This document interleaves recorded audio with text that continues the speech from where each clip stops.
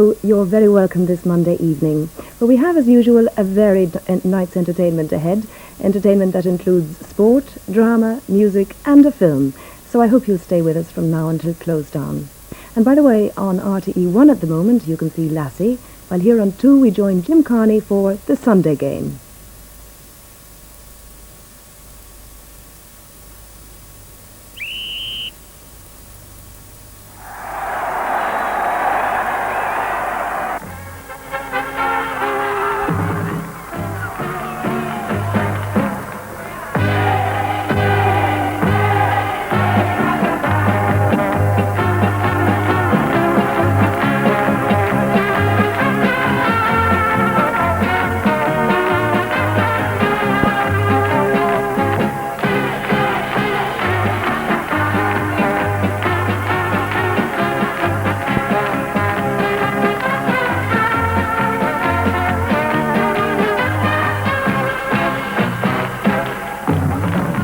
Got to make him respect you all the time, and what exactly do you mean by that?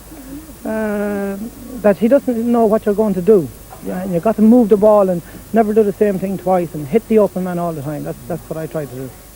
And he does it so superbly well. Johnny Flaherty there, the ace in the Offaly pack as the All-Ireland champions, attempt to hold on to their crown in the 1982 championship. And yesterday at Croke Park, as you well know by now, they took another step towards retaining at least their Leinster title, and now they're through to Sunday week's provincial final against Kilkenny. Well, good evening to you and welcome again to this, our companion programme to the Sunday Game. And today we feature highlights of 2 matches, that Leinster Championship replay between Offaly and Laois in hurling, and the Connacht football final between Galway and Mayo at Tuam Stadium. In interview, we'll be meeting Johnny Flaherty again, and also yesterday's 2 winning captains, Pat Carroll of Offaly and Gay McManus of Galway. And I'm joined again in studio by Mickey Whelan, who'll be looking in greater detail at the Connacht final later on in the programme. And Mickey, you're welcome again. Thank you, Jim.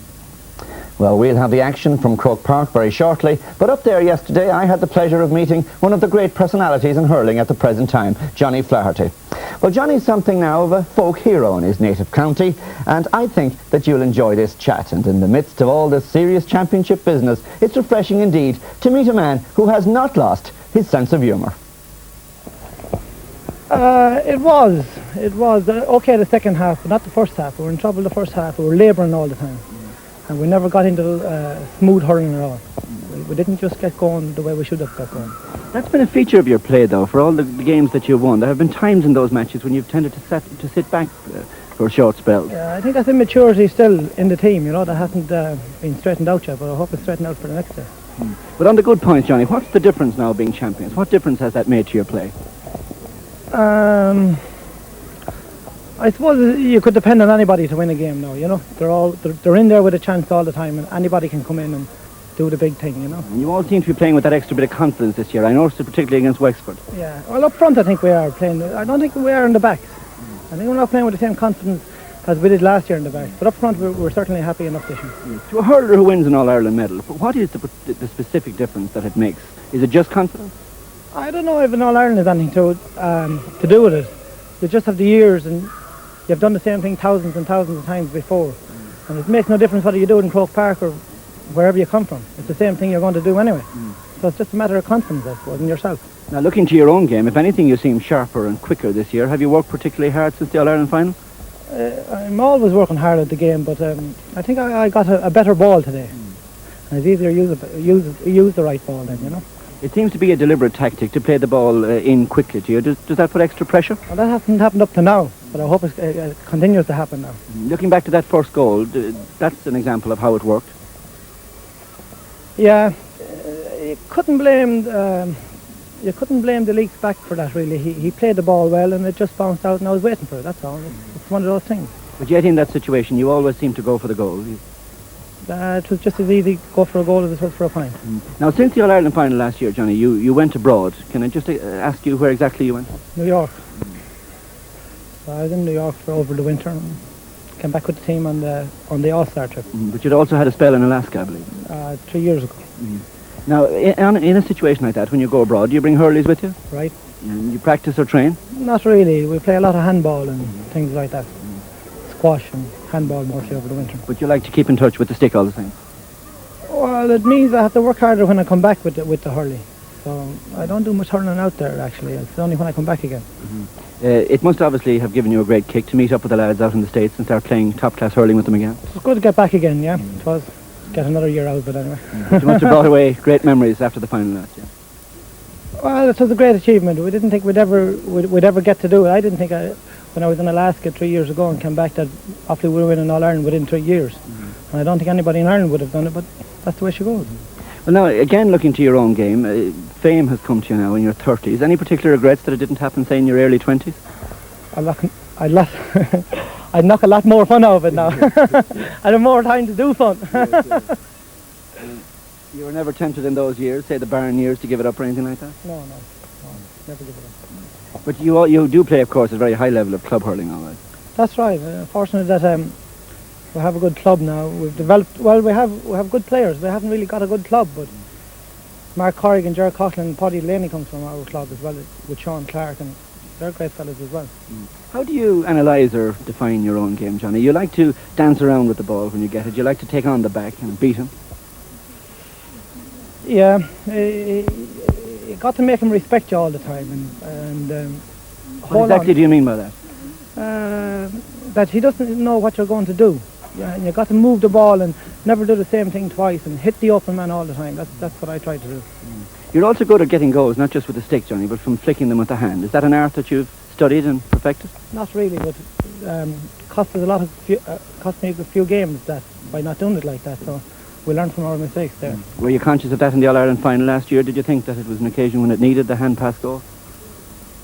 Well, there was 2 ways I could have played that ball last year. I could have continued it like that and do what I did, but I suppose I made it safe, the other way. Now, after that final last year, Johnny, a lot of people, I think, took away from the merit of Offaly's victory by saying that Galway should have won. How did you react to that criticism? Well, all I had to do was, I was reading the papers all day long up to the final, and I didn't see anyone making a bit of sense at all. I didn't think Galway could win in All Ireland the way they were thinking and what they were talking about on the papers. Mentally, I didn't think they were fit. So I think that really proved the point. Now, correspondingly, of course, did that benefit you, that mentally you were better tuned? 2 years ago, Galway beat us. I think it was 2 years ago. And we were playing the All-Ireland 7-a-side here in Dublin, the day before the All-Ireland. And we won the All-Ireland 7-a-side, Kinnity did. So we happened to be, we came to the game and we were watching Limerick and Galway play in the All-Ireland. So we knew that, we knew we could play there. There was no problem. If they could play there, we could play there. So there was really no problem. We weren't one bit worried about playing in All-Ireland final. Are you ever worried about individual players that mark you? Not really, no. The better they are, obviously, the more you like them. The better hurler he is, the better I'd like. There's just one other thing I'd like to ask you, Johnny. You seem to play very well with Pádraig Horan beside you at full forward. He makes the room for you. Is that something that you've worked out again in training? Not really, but I know Pádraig Horan now and he knows mine, so it makes it much easier. We've been around a long time playing. So he's all waiting for me to do something, I'm waiting for him to do it. And we try and contest it as much as we can in there, Well, I'm sure they're wondering down in Offaly if you'll be available for the rest of the championship all the way through to the final if you make it. Well, for the next 5 years.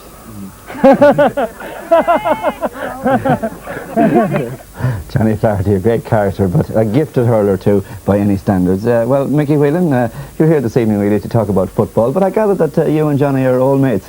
Well, we met in the US, but he's exactly as he comes across there. He's a warm, affable, fun-loving and adventurous individual, and he brings a lot of those qualities to his game. But in a game situation, he's a ruthless competitor and an efficient, very efficient finisher.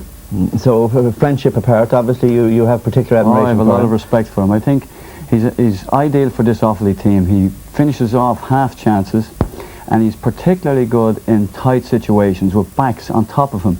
He's able to get scores. That applies to footballers too, I suppose. Oh yes, yeah. He's a great exponent of using a tight situation to his own advantage. But he's a marvellous skill, I think, of killing a ball with a stick. It's really an extension of his hand. He kills it dead, plucks it with the other hand, and finishes it off in one movement. And it gives a back very little time for it to defend him, really. Yeah, he's really made a big impact now, Mickey, somewhere in his mid-30s. Isn't it strange that a fellow like him wasn't around to make that kind of impact in his 20s? I don't believe it's strange. He was probably just too adventurous and moved around to make the impact as a young man. But I've often heard it said that youth is wasted on the young, and Johnny would seem to confirm this. He's really enjoying himself now. But in terms of skill, games of skill, it's my opinion anyway that as you play the game, your skill is developing, so that age is not a drawback.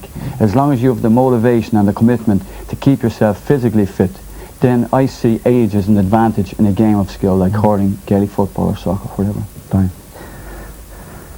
Fascinating thought indeed there from Mickey Whelan. Well, 3 weeks ago in Croke Park, Offaly very nearly let the title out of their grasp when they had to fight all the way to force a dramatic draw with Laois. Yesterday's replay at the same venue attracted a crowd of almost 18,000 hurling fans, and this was how I set the scene for the second meeting of the counties. Offaly won their first provincial title in 1980, and this year they bid for 3 in a row. Their line-out has a familiar look about it, and Brendan Keeshan at right full-back for Tom Donoghue is the only change from the side that made history by winning last year's All-Ireland title. But Offaly have made a significant change for this game by bringing their experienced goalkeeper Damien Martin out of self-imposed retirement to take his place on the field today. And Laois now know that their forwards have to face one of the very best goalkeepers to ever grace the game of hurling. There's more good news for Offaly with the placing of Pat Kerwin at right half forward, but the man whose late scores have made him a hero on more than one occasion in recent years has been given the all clear to play following his recovery from an ankle injury.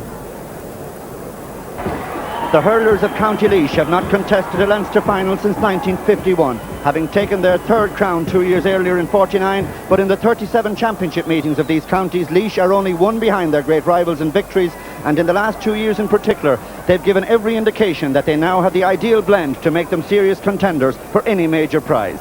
And 3 weeks ago in the drawn game that forced this replay, they played some of their best ever hurling. At number 2 for Laois today, Tom Flynn may well be a surprise choice, for he lined out in the drawn game at corner forward. But Tom Flynn has lots of experience in defence, and he's been brought back to right full back, specially to mark the Offaly danger man, Johnny Flaherty. At midfield, alongside Eugene Fennelly, Laois featured John Killeen, who plays his club hurling with Glen Rovers in Cork, and whose father, John Killeen Sr., was an outstanding midfielder for the All-Galway Connacht team that won the Railway Cup in 1947. And Laois are forced to make a change today, because coming in to wear the number 10 jersey is Mick Ahern from Ballacalla, who takes over from the team captain Billy Bohan, a flu victim today, with the captaincy passing to Billy Bohan's brother, the fullback John Bohan.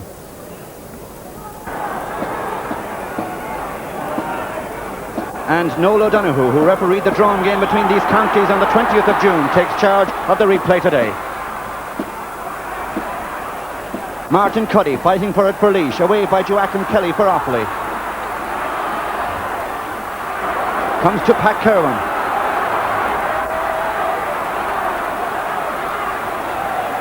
Pat Kerwin trying to get into a position for the first score of the match, but he's pulled it just wide, but he was under pressure. The tackling, the defensive play was good by Laois, and so Pat Kerwin unable to get the first score of the match. The puck out for Laois is taken by Morgan Kelly, their experienced goalkeeper from the Duro club. Martin Brophy. Back to Eugene Fennelly. Beautifully taken, a splendidly struck point, the first of the match. After only 1 minute's play, Eugene Fennelly, in your picture there, the man with the helmet, and note that bandage on his tie, because Eugene Fennelly pulled a muscle out playing golf just a couple of weeks ago, but now getting the first point of the match.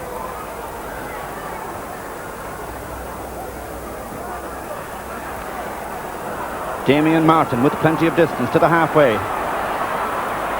Breaks to John Killeen for Laois. Down towards PJ Cuddy, the big full forward, and Eugene Coughlin, the fullback. Coming across is Aidan Fogarty to cover for Offaly. Then Pat Critchley. Oh, that was very sweet. He made space for himself. He turned nicely away from his man, had a look at the posts, and very smartly indeed put it back over the bar. Well, Laois have certainly started the better, but they are playing with the advantage of whatever breeze is there for the players today. Christy Jones at the second attempt. Looking for the big man again, PJ Cuddy. Eugene Coughlin covering off for Offaly. Eugene Coughlin doing well. Under some pressure and having to kick clear towards Joachim Kelly at midfield. Joachim Kelly nicely taken out of the air by Mark Corrigan.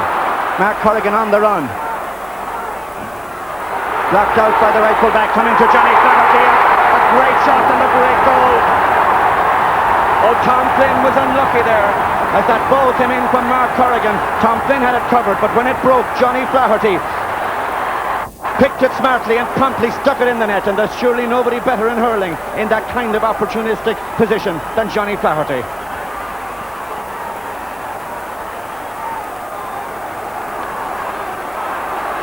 Pulled on there nicely by John Killeen. In towards the goal. Martin Brophy has a chance here.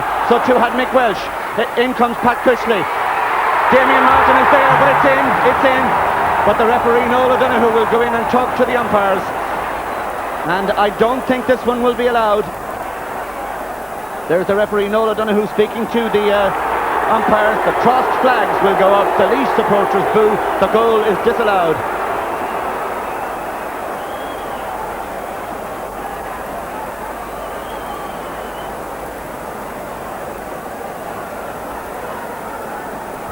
So relief for Offaly, having that attempt for a goal disallowed there for Laois, and Eugene Coughlin's free comes to Martin Cuddy, the strong man on the 40 for Laois.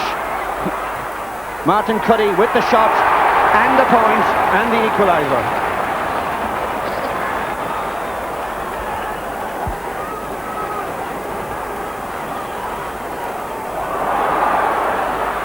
A poor puck out by Damien Martin.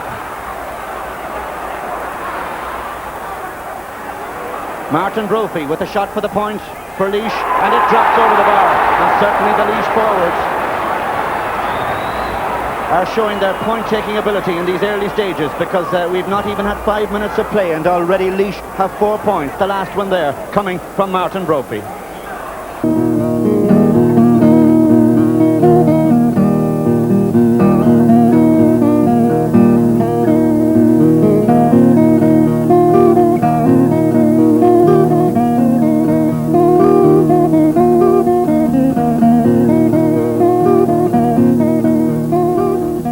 County Offaly won the All-Ireland hurling title for the first time, the senior title, in 1981. Offaly has always been the poor relation of neighbouring County Tipperary in hurling, but they had great teams along the way, and particularly in the 20s. The Offaly junior team won the All-Ireland in 1923, and in 1924 they almost won the senior title. Well, one of the members of that team is 86 years of age today. He's lived all his life down on his farm at the foothills of the Slieve Bloom Mountains. Hasn't been out of there for 50 years outside the county, but today he made the long trip up to Dublin to talk with us, and it's my great pleasure to welcome you, Bill Cordial, to the programme. And Bill, you're 86 years of age. No, 84. Oh, 84. 84. Well, I was misinformed. 84. So you're only a young fella, Bill. Yeah. And you're looking extremely fit and well for your years. Well, you often heard it said, once the man and twice the child. And you think you're the child And again now? I'm back to the child now again, and I think Dublin is no place for a child. Well, that was the first time you were in Dublin today in 50 years. Oh God, I think so. Yeah. Well, Bill, you had a great record as a hurler. You were the first Offaly hurler to be picked on the Leinster provincial side. So how did it all start? When did you begin to play hurling? Well, we started, when we first started out to see hurling. Mm. And we'd come back home. There was 4 of us at home. Four brothers. 4 brothers. And we'd get the hurley sticks and go out. And we'd watch all the player that was able to drive a ball a good distance off the ground. Mm-hmm. And we'd put down the ball on the field and run at it till so far we'd drive it. I see. And we practiced at every ball coming. We never stopped it. Mm. And how long would you practice every day now in those years? Well, we'd have everything done up in the evenings. That'd be about what time in the summer? It would be about 7 o'clock in the summertime, and then we'd go out and maybe hurl for an hour and a half. We'd spread out off long distance and drive the ball as far as we could from one to another, but we'd never stop it. You never The stopped? fast bowly ball coming up to us, Yeah. we'd run at it And meet it on the ground? and meet it on the ground. But then you started playing for the local club in Kinnity. In didn't you? Kinnity. And what was the first thing you won, can you remember?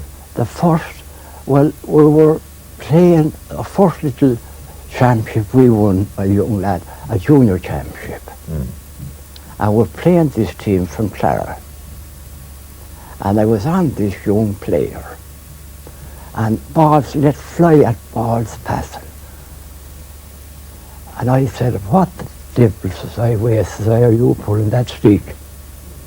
He never minded me, and he pulled away every time I come up. Well, when at that time, didn't I hear, I was playing on a priest. Is that right? A young priest. I never was near him after. You didn't? Did you say any hard words to him? No, oh God, I didn't like, in case I might strike him or may come out with something that I shouldn't come out with. I never was near him after. You were very embarrassed. A Father Keenan. I see. A Father Keenan. Well, now you played for the county senior team and you played for the junior team. First of all, tell us about the junior team, Bill. You won an All-Ireland, didn't you, with the junior team in 1923, was it? 23. Who did you play in the final? Cork. Oh God, we played Cork. Had they a good team? And on that Cork team, Cork come along in 1926 and they won the All-Ireland. And there was 6 or 7 came off the Cork team that we beat in 23. And 6 or 7 at the best of the awfully hurlers went out to America. Went to America Went after to that. America. I see. And if we had to have them, in 1924 then, we played Dublin, here in Cork Park. And we had to come to Dublin the night before and stay overnight in the noise of the cities and the bells ringing in the morning. We got no rest. So, good God, we played into the Canal Goal and we had 3 goals in the net, I think, before Dublin got anything. You did? So they pulled up on us the last 20 minutes, passed us out, and Andy went out the hill 16. That's the brother Andy? Brother Andy. How many brothers were on the team? Yourself and Andy and? Mick. And Mick. 3. 3 Cordials. 3. So Andy went up to hill 16. And he crossed the ball into the square. Willie Ryan came across from the other side and knocked it into the net to leave us very close to Dublin. Yeah. So, good God, we protested. I left the field and sat down. Oh, wait a minute now. The goal wasn't allowed, was it? The goal was disallowed. Oh, it was disallowed? The goal was disallowed, and some of the Dublin players admitted it was a fair goal. Yeah. Well, why did they maintain it should be disallowed? Why did they say it wasn't a fair goal? Was there somebody in the square or something when it went? There was nobody in the square. We blamed leagues umpires. There was 2 leagues umpires. There were leagues umpires, and Pete Daly, Rat Downey, with the referee. I see.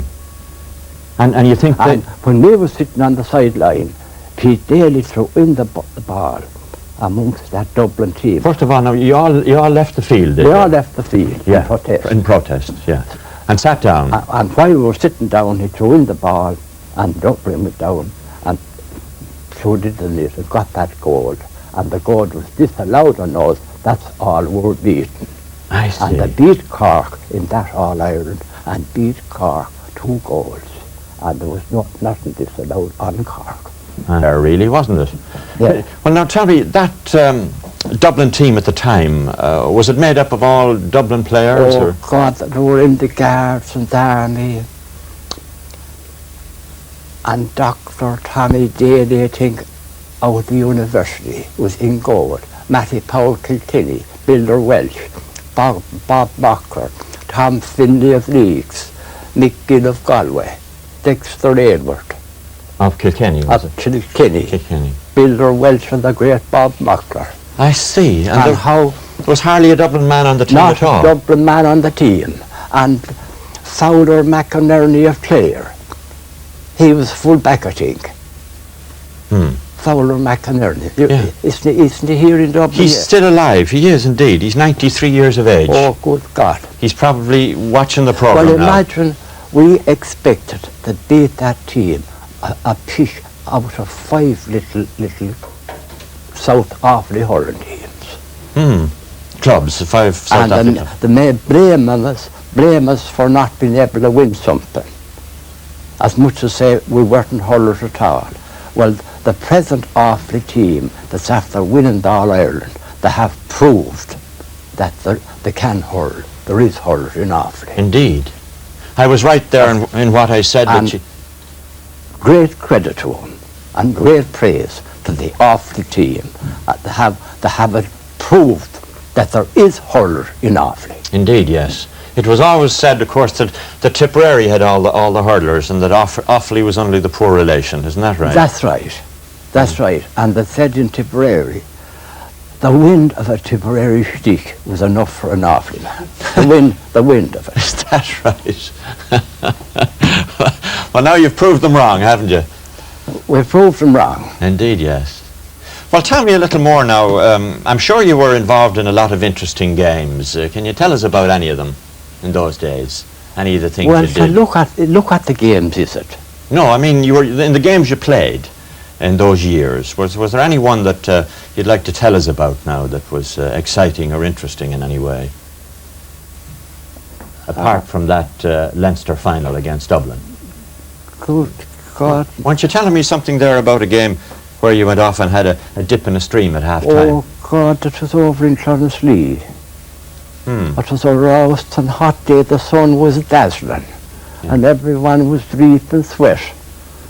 And the drinks come into the middle of the field, and there was a river flowing down alongside it. And I tipped over and took off my togs and got into a pond in the river At half-time? at half time, and stopped in until I cooled off. Well, although it was really hot weather, I was so hot warmed up when I got into the water first. It was like ice. 'Twas. I was so hot. I know. And I said when I came back out in the field, I won't run now. I won't run about at all. Yeah. I'd just walk around and any balls that's coming to me, I'll take it easy for a while till the others got run out. They weren't able to Stand the heat. Then I opened up. Yeah. And You won the match, did you? we did easy. I opened up, then I was fresh, and the others was all the stick reaping off them. Yeah. Did you get a goal or two? We did. Did you yourself? Did you score yourself? Oh God, I think so. Yeah. Well, tell me, in those days, Bill, you say you came up to Dublin. How did you get up to Dublin to play in Croke Park? Oh God, we up by train. By the train? Up by train. And you'd land up at King's Bridge? We'd land up at King's Bridge Station, and the first time we came up, Sir Brendan, I was telling you, the Dublin people knew. There was a lot of Dublin people all around the station, and at that time there was horses and sidecars looking to get a few shillings to carry or wherever you're going to the city. Let down the two sidecars. Sidecars, yes. And I think at that time too in Dublin, all the tram cars, they call them now, was drawn by horses. They were. I seen them. So they were lined up waiting to see you come in there at King's Bridge? Waiting to pick you up to get a few pence. Ah, yes. And were there Dublin supporters then there along the Liffey Wall too? Oh God, there were. There were Dublin supporters all along, and they knew well we were from the country. Yes. Oh God, I don't like to say it. Well, go on, say it, for God's sake, sure, nobody minds. Go back to the bog that said you country mugs. Did they say that? The Dublins. Good God, I was passing down along trying to poke my way out over their feet. This big, strong girl, she put out her arms and caught me and dragged me, and God, she said, you won't go back to the bog. You won't go back? I thought she was going to hold on to you Going forever. to hold on to me. I didn't know what she was going to do. You didn't think you'd hit her a bang your hurley stick, did you? Oh God, no. I had no hurley at that time. Had you not? This was another day. Ah, I see. Good God. But of course, too, Bill, you lived through all the times of the Troubles, too, didn't you? And were you yourself or your brothers involved in those days? Ah, God, we were. We were locked up. Were you? We were locked up. The four, yeah? And Kinnity now lives there at the villa. That was full of British troops. Well, let's have a look at Kinnity now. We thought that you might get a little homesick, so there's a picture now of Kinnity. That was full of tans and was it? It was. You were telling me some fella jumped across the river there. He jumped across that them two walls. Did he? And I often ran across from that side back to jump it this way. Did you? I felt sure I'd be able to do it. And did you? Oh God, no. When I come up to the wall, I'd pull up. I see. Well, now let's see. We have a picture of the church too, I think. Oh no, that's another shot of the village. The village looks lovely there, doesn't it? It is lovely. It's a lovely little lovely, village. healthy little village. Yeah. Down on the bottom of the Slieve Mountain. There's the church where you go to mass every Sunday. Yeah, that's right. That's the chapel. And it's very nicely kept, Kinnity, isn't it? It is very nice. And we have a picture here then of the gate going into your farm. You see the gate there, Bill? Oh God, that's going into my place. It is. It is. Indeed. Up along the boreen there to the house. You're about, how many? You're about a quarter of a mile up, and there's the house. Oh God, that's the house. Yeah. Oh my. And you've lived there all your life, Bill? All my lifetime. And you hardly ever Oh left? God, I'd sooner be there